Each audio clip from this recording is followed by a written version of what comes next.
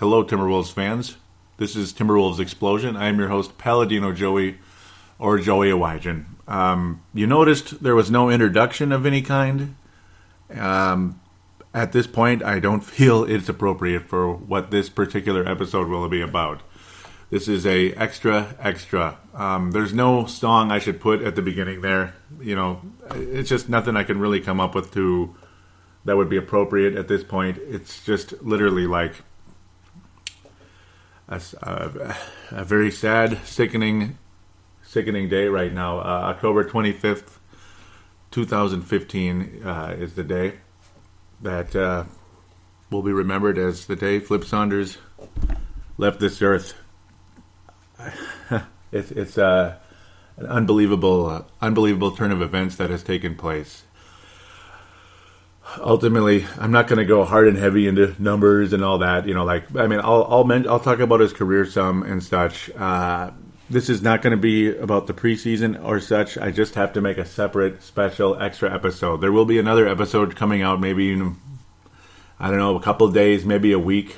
I may just start the regular season with the next episode because the regular season starts Wednesday and all that. But I figure I might as well just have a special episode for Flip Saunders, for what he's meant to the Minnesota Timberwolves for so many years, even the Gophers and other teams in the community. The Golden Valley Lutheran, which is known as Trinity High School, Trinity Church. Pardon me. It was a Golden Valley Lutheran church. He was a coach there, even in Golden Valley where I grew up, and I think I believe he was just a few blocks away from where I grew up in Golden Valley, Minnesota.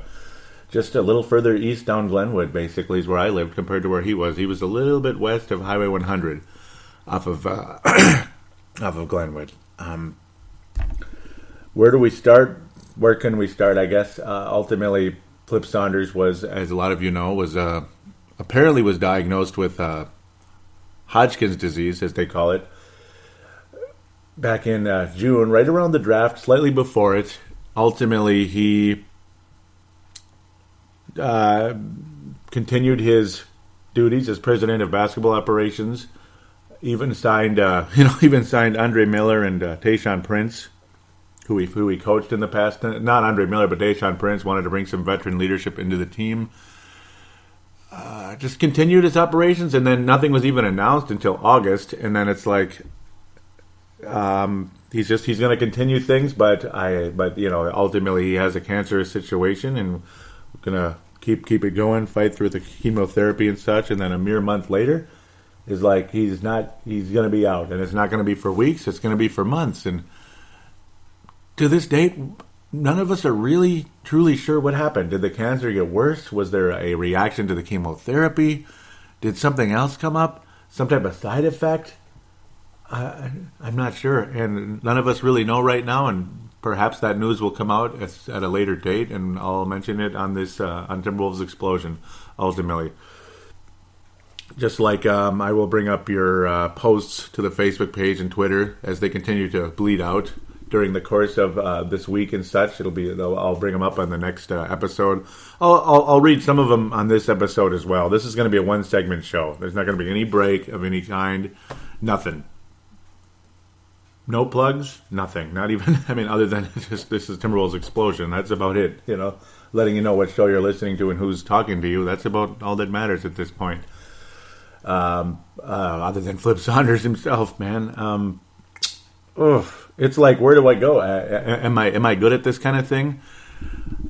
Nobody's really good at this, other than your heart goes out to all involved in the community. I hate that word, but ultimately, all of you out there, it is a community, and all of us love this team and have followed this team for many years. Some of you are much younger than me. Some of you are much older. I'd say more people around here are younger that I see on Facebook and such. But those of you that are older, that have been around the team well before even Flip came around, my goodness. You saw him come in as a general manager. He was like an assistant to Kevin McHale, who was the vice president of operations. They were teammates with the Gophers way back in the 70s. Man, I even watched a video way back in the 70s with on YouTube. It was just an extensive video where they just let the camera run. You know how it's a television broadcast, but they just let the camera run for the longest time because, well, it's like the original footage, you know, where it's not TV, it's the original footage, unedited, so to speak.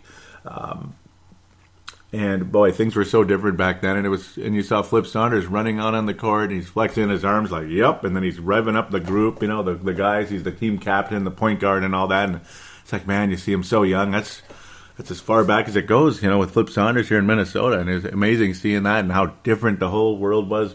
Kind of a cool place, you know, back then when you think about it. Even the players were involved in some of the pep fest leading into the game, you know, riding unicycles, dribbling balls through their legs. Just amazing. And I believe Flip was one of those guys out there. It was really cool to see, and so cool to see him so young and spry and a member of a pretty good team back then. And that's how Flip and McHale got together. He joined the front office. Then he replaced Bill Blair as the head coach of the team when things weren't going so hot with Bill Blair, and they had this nice young up and coming guy named Kevin Garnett that season. Flip took over that team, and then they ultimately drafted a point guard, McHale and Saunders, Marbury, all that. We all know all that story, the good. And Marbury just he adored Flip Saunders, and that was the saddest thing with him leaving this team, and he couldn't work with Flip anymore, and he learned so much from him. And so many point guards learn so much from Flip. I mean, not everybody likes everybody. Not everybody gets along. Like Bobby Jackson, for some reason, I don't know, it just didn't work the way either one would have liked, I suppose. It's just that's life, you know. But so many others, like Ricky Rubio, absolutely loves Flip Saunders, and we wish those two could have worked together longer. That's the saddest part. And Rubio missing all the time he did last season. I'm kind of getting off the track a little bit, but I don't know. There's so many memories, so many things, you know, Continental Diamond, Flip Saunders, all those commercials, all the years with Paul Allen on KFAN, Dan Barrero, Flip's Funkadelic, greatest segment, greatest hour, whatever it was. Man, and remember when Flip was coming back on all the time with Dan Barrero and all that. You know, before he'd come back to the organization, it was just so it was so cool to hear Flip and talking about the Wolves and this and that and the NBA. It was cool, you know. It just so many memories, and it's just amazing. It's just unbelievable to imagine he's gone, and it's not imagination; it's real. That's the worst part of it. Ultimately, well, I don't even know where to go. Yeah, it's just crazy. But, yeah, he spent all those years in Minnesota, all the playoff seasons. Every single year the Minnesota Timberwolves made the playoffs, Flip Saunders was the head coach. And it's not to say he was a great coach, but he was certainly a darn good coach. He was a good coach. And then ultimately when things went awry with Cassell and Sprewell, he gets fired, all that. And then it's like Taylor kind of always felt bad about it seemed like. And ultimately, he brings him back after the Wolves made a horrible mistake, bringing in David Kahn. They acknowledged the mistake wisely rather than hanging on to McHale for 15 years or whatever it was. They acknowledged the mistake with David Kahn, get rid of him after only 3 years. Or was it 4? It was 4. Yep, 09 to 13. 4 calendar years. They bring in Flip Saunders.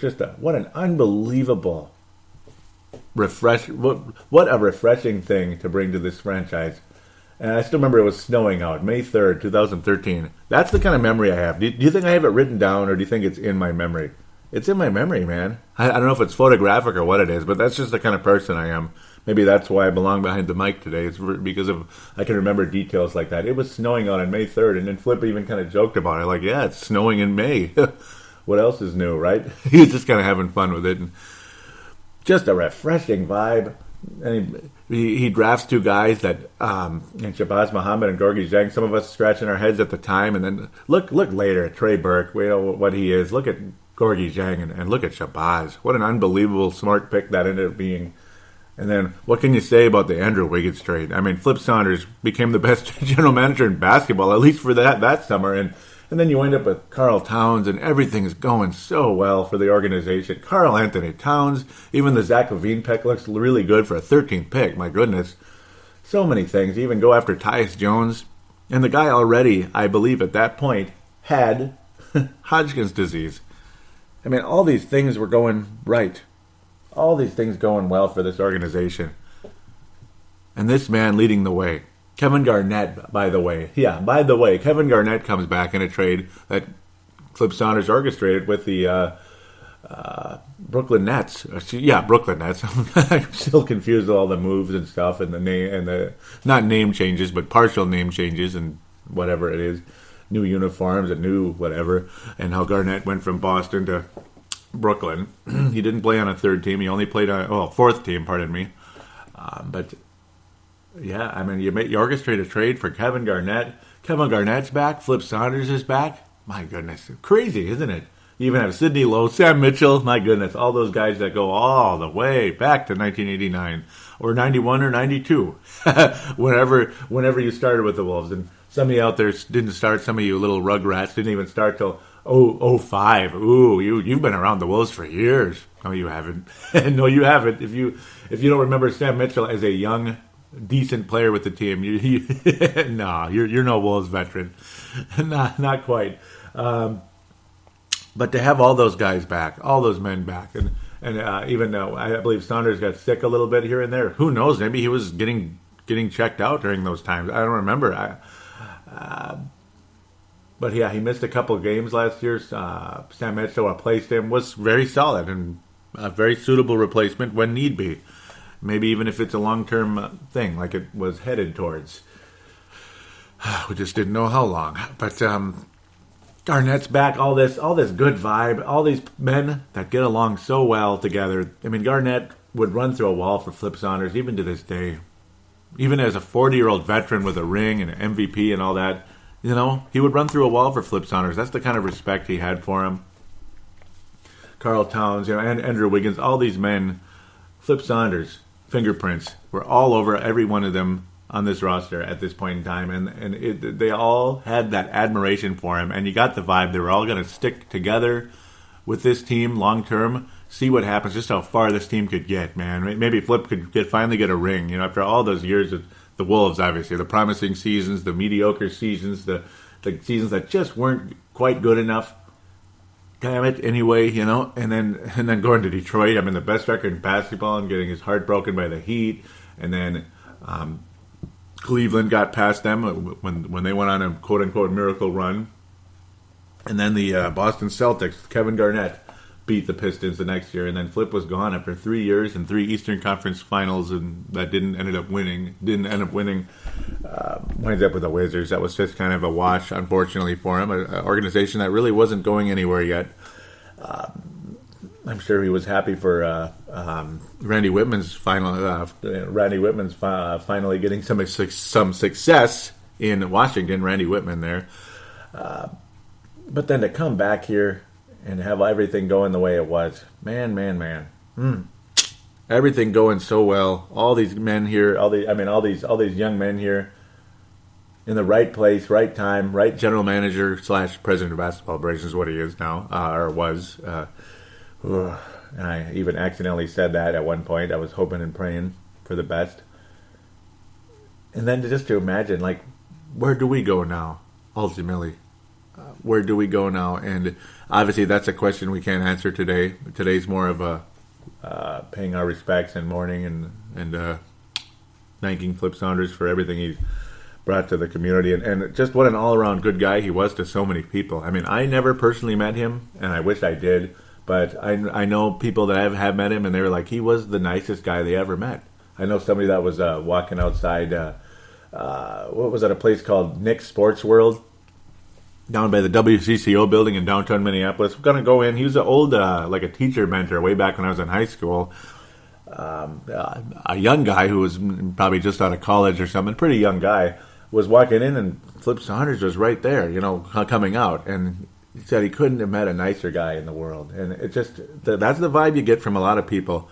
I mean, everybody has their egos, and I'm sure, they say Flip has an ego a little bit. Well, sure, on certain things, because I'm sure he's very confident in some of his coaching schemes and maybe the way he organizes a team and runs a business. And the way things were going in 2013, how you look how things are going so well with this organization coming into June. Finally got lucky with the lotto ball, for crying out loud, finally, after 20-some years, and all the emotion tied into that. And I'll come back to that in a second.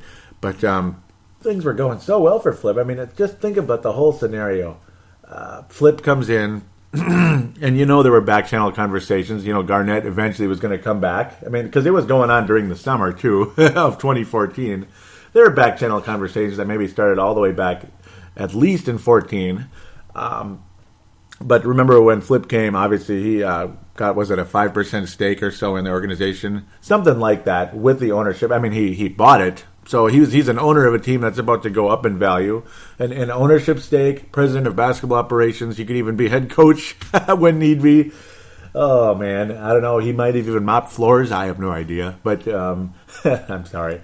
But everything going so well for him. I mean, just think of what a cool career move that was for Flip Saunders. I mean, sure, you go from the Washington Wizards, you get let go, and your old buddy who was one of your top assistants for many years ends up having some success there. Well, good for him. You go to ESPN, you're one of the top analysts there. Everybody respects the hell out of you, and it was real cool. Comes back here with that job. Man, things are looking good, and then all the things that were going so well. And then if things take the turn the way they did this summer.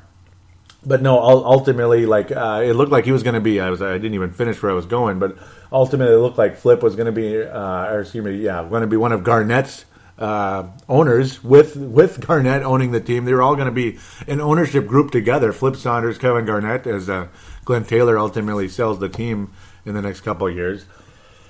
Just everything was heading in a certain direction, and now it's like, now what? And then this happens, and it's like, who's going to stay?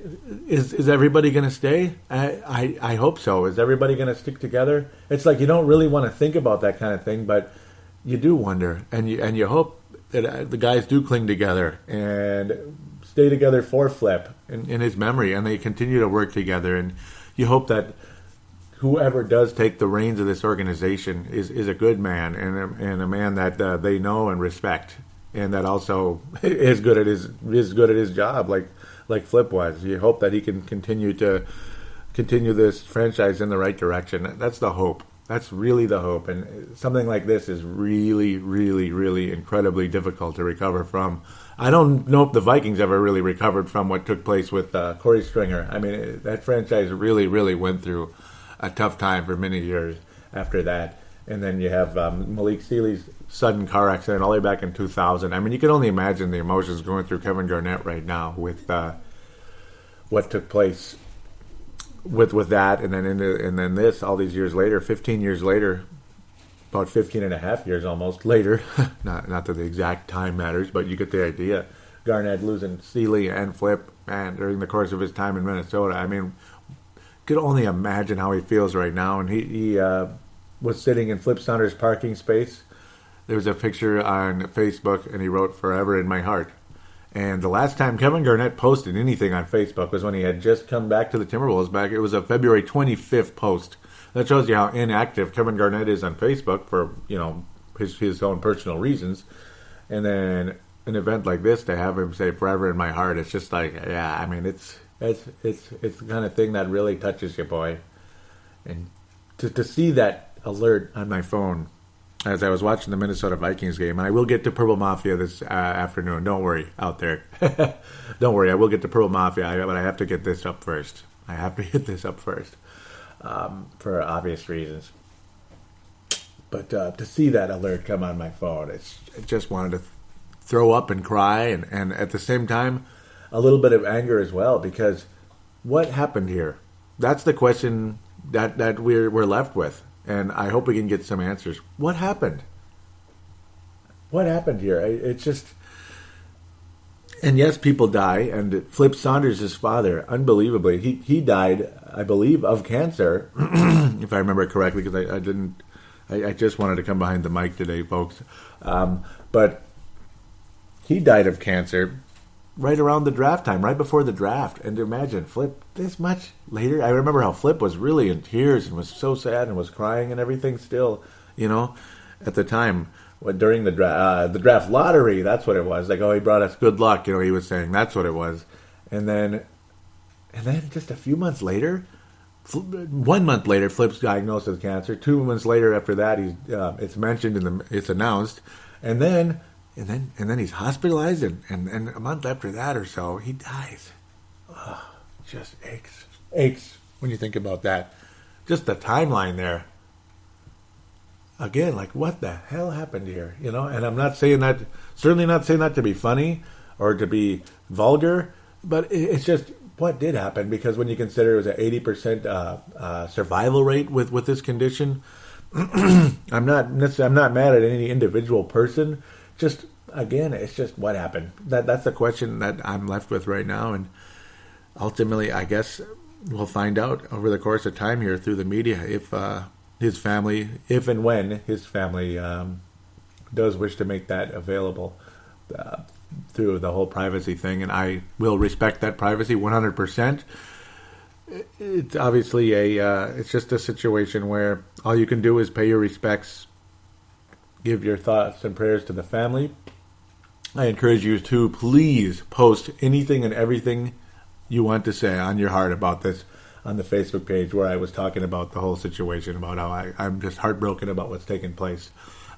Post in there. That's a way to keep things organized. Do post it in the Facebook page. Look up Timberwolves Explosion, Minnesota Timberwolves show, I believe it says, on Facebook. Click on the one that says company, not group. Company, not group. And if you would like to, click like on the page, of course. And if you'd like to call in your thoughts about this whole situation, or even preseason talk, but yeah, I mean, right now, just in general, if you want to call in your thoughts on Flip Saunders and stuff, call into 209-736-7877, 209-736-7877. Mention what show you're calling into, which is Timberwolves Explosion, and talk. Just talk, okay? That's all it is. And look up, and if you're from out of the country, all you have to do is, if you have a Skype account, which is 120% free, right? Just look up TSS. I believe that's what it would be. TSS, on Facebook, on Skype. Look it up, call it, and I do believe you'll hear Dylan's voice, and you'll say, leave a voicemail, and there you go. Dylan is the executive producer of thesportstuff.com, so you know who that is. So yes, it's basically thesportstuff.com call-in line. It's all one and the same. With a heavy heart, I wish all of you a wonderful new season, but at the same time, I ultimately, it's just going to be a really somber start to the season, and hopefully the players can continue in a positive direction in honor of Flip Saunders during the course of the season. As this year is definitely going to be dedicated to Flip Saunders. I'm sure the Timberwolves have and will do that for him this season, and I will dedicate this season as well. This Timberwolves Explosion show for this season to Flip Saunders, without a doubt. So right now, I would like to give Phil Saunders a moment of silence. God bless you, Flip. I hope you're seeing your father right now, and are happy. I'm thinking he's happy right now, seeing his father again. He obviously missed him a lot, and he got to go see him quicker than he thought. I'm sure he's happy about that part, him personally. But a lot of us miss him right now, an awful lot, and I'm sure the players miss him more than we could imagine. And the Garnetts and Sam Mitchell and others, and give Sam Mitchell some support out there, guys. Let him continue the direction of this organization. That's about all we can do right now. Hopefully, he won't be as mean to reporters as he's been at times. That's about all we can say at this point in time. So, before I ramble on too far, I hope this you didn't take this as some kind of just a ramble fest. But I mean, it's just kind of how it goes when you're in a situation right now when you're in a mourning period, and I know people much closer to him are mourning much harder at this point in time. I mean, I'm not his brother, I'm not his cousin, I'm not his wife, or anything. You know what I mean? So it's one of those deals. But at the same time, I am very, very, very, very sad right now, and I know many of you out there are as well. So would like to pass it on to you as well. Best wishes towards Flip Saunders, and God bless all of you. We'll be back to talk Timberwolves basketball in the next episode. Until then, God bless.